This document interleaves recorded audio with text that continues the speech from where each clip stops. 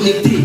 Oh, qui va liker mes photos. Il y a des messages, il y a des trucs que je dois faire. Réseaux sociaux, il y a deux mots. Il y a réseau. Réseau, c'est un canal. Les réseaux sociaux permettent de rester en contact avec des amis. Ça va prendre de l'ampleur.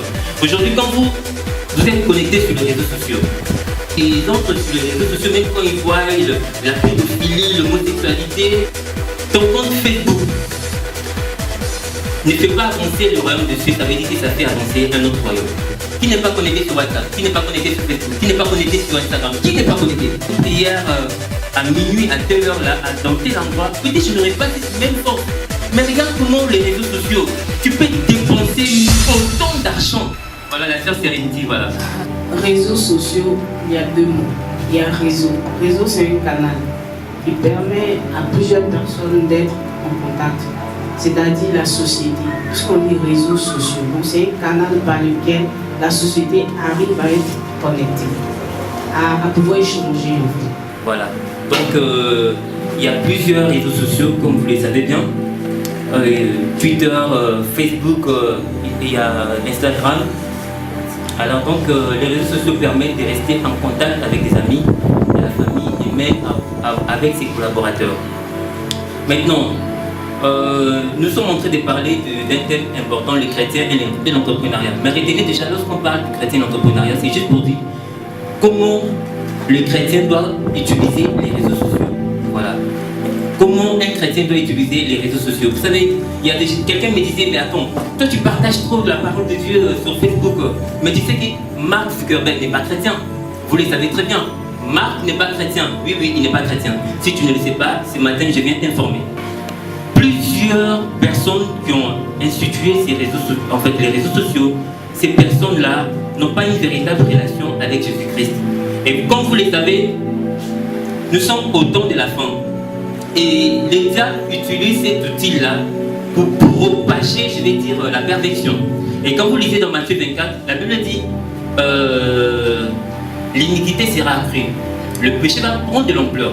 Aujourd'hui, quand vous êtes connecté sur les réseaux sociaux, les informations que nous recevons, franchement, quand tu regardes, c'est-à-dire quand tu es connecté même sur Facebook, tu n'as pas besoin de lire Matthieu 24. Quand tu regardes ça avec l'œil spirituel, parce que vous savez, il y a l'œil charnel, il y a des gens quand ils entrent sur les réseaux sociaux, même quand ils voient la pédophilie, l'homosexualité, voire même cette fameuse loi en France, les enfants, on doit apprendre des enfants effectivement les lundi la sexualité. Pour certains, pour eux, mais attends, où va les mondes, ils vont commenter simplement, les mondes là même là, Jésus même là, Dieu là. Pour certains, bon, c'est devenu, on est habitué de voir ça. Mais ce sont des messages en fait. C'est-à-dire, quand tu lis, tu te connectes sur les réseaux sociaux avec un œil charnel, exemple lequel tu ne vas pas comprendre beaucoup de choses. Mais pour un homme spirituel, il va comprendre que non, le temps auquel nous sommes, ce n'est plus de l'amusement. Ce n'est plus de l'amusement, frères et sœurs. Autant nous sommes arrivés là, c'est-à-dire si ton compte Facebook ne fait pas avancer le royaume de Dieu, ça veut dire que ça fait avancer un autre royaume. Parce que déjà, retenez, un chrétien, tout ce qu'il fait doit glorifier uniquement et seulement Jésus. Qui n'est pas connecté sur WhatsApp, qui n'est pas connecté sur Facebook, qui n'est pas connecté sur Instagram, qui n'est pas connecté? C'est madame, lève ta main. Qui n'est pas connecté? Tout le monde. Alors, comme je disais, le premier inconvénient, c'est la cyberdépendance. C'est-à-dire, aujourd'hui, vous savez, j'ai vu un truc, une vidéo sur YouTube d'un drogué en fait. Il était en train d'expliquer un peu, parce qu'il a donné sa vie à Jésus. Il dit, il y a 2 heures auxquelles, c'est-à-dire quand il ne consomme pas la drogue, il tremble, il grelotte. Il y a aussi des alcooliques en fait. C'est-à-dire quand il ne consomme pas l'alcool, il va commencer à grelotter, il devient bizarre.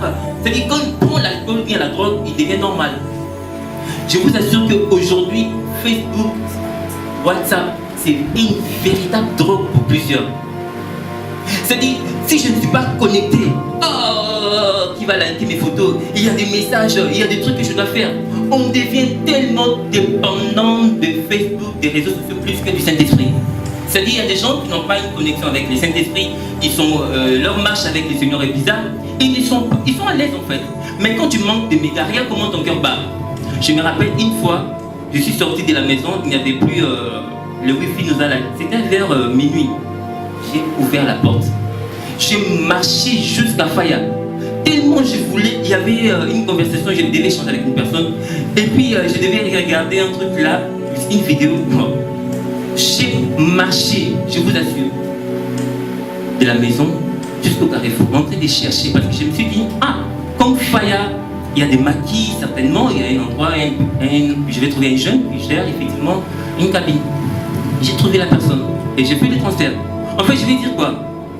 Si on m'avait dit, par exemple, il y a une prière à minuit, à telle heure, là, dans tel endroit, peut-être je n'aurais pas cette même force.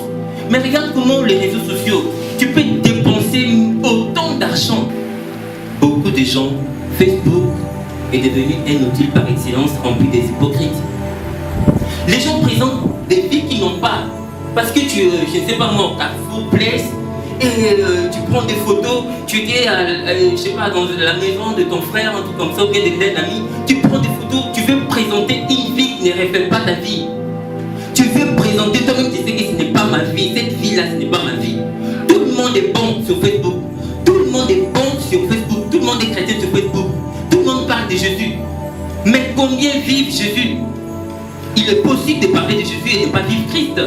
Tout le monde parle de Jésus. Il y a des gens même qui utilisent ça maintenant pour, comme un fonds de commerce. Comme on dit, quand tu parles de Jésus et après les gens vont te soutenir et tu vas mettre ton compte bancaire. Oui, oui, oui. Ça devient des trucs comme ça. Tout le monde parle de Jésus sur Facebook. Mais combien? C'est ce qu'on appelle la spiritualité virtuelle. Est-ce que c'est vraiment notre vie spirituelle? Si Jésus-Christ disait seulement une minute de balancer nos vies cachées sur Facebook, combien vont rester sur Facebook? Combien de pasteurs resteront sur Facebook? Combien de bishops vont rester sur Facebook? Beaucoup vont supprimer la compte. Parce qu'ils savent qu'ils ne sont pas sincères. Parce qu'ils savent que cette vie que je présente sur Facebook, on va parler tout à l'heure de l'esprit pharisianique. Oui, l'esprit pharisianique a gagné plusieurs sur Facebook. Donc, il y a aussi cette hypocrisie-là. Il y a comme je disais, la spiritualité virtuelle qui remplace la spiritualité réelle. Il y a des gens qui ne vont plus à l'église, hein, c'est-à-dire, on dit, il s'est connecté, allez, je suis le culte.